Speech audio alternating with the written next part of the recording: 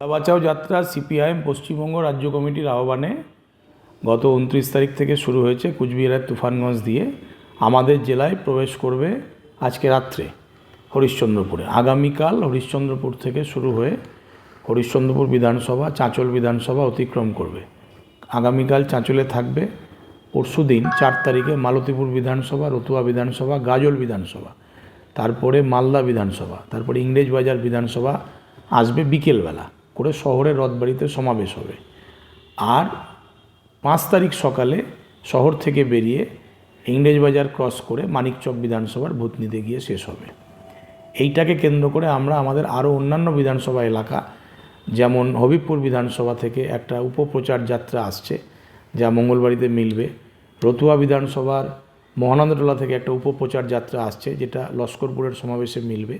আর কালিয়াচকের 3টে বিধানসভা, সুজাপুর, বৈষ্ণবনগর, মোথাবাড়ি, এই 3টে বিধানসভার মিলিত জমায়েত 4 তারিখ কালিয়াচক চৌরঙ্গিতে হবে।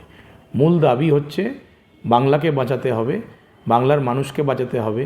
বাংলার মানুষের জীবন জীবিকা, কর্মসংস্থান, নারী নিরাপত্তা, পরিযায়ী শ্রমিকের হচ্ছে যে দাবি, বিড়ি শ্রমিকের দাবি, কৃষকের ফসলের ন্যায্য দাম, ক্ষেতমজুরের মজুরি, 100 দিনের কাজ চালু করা, জেলায় কারখানা স্থাপন করা, জেলায় বিভিন্ন যে স্থানীয় দাবিগুলো আছে, বিশেষ করে নদী ভাঙন এবং বন্যা নিয়ন্ত্রণ থেকে শুরু করে আমাদের জেলার সাম্প্রদায়িক সম্প্রীতিকে রক্ষা করা, তৃণমূল এবং বিজেপি প্রতি মুহূর্তে যাকে উস্কানোর চেষ্টা করছে, এবং তারই সাথে আমাদের জেলার 100 দিনের কাজ, পরিযায়ী শ্রমিক, আমাদের জেলার 160 কিলোমিটার বর্ডার এলাকা, সেই বর্ডার এলাকায় বিএসএফের অত্যাচার, কৃষকরা সেখানে চাষ করতে পারে না, বিভিন্ন ধরনের হুমকি, ভয়ভীতির পরিবেশ আছে, আইন শৃঙ্খলার ক্রমাগত অবনতি হচ্ছে, খুন জখম বাড়ছে। কালিয়াচকের 2 দিনে 5টা খুন হয়েছে, পুলিশ নির্বিকার।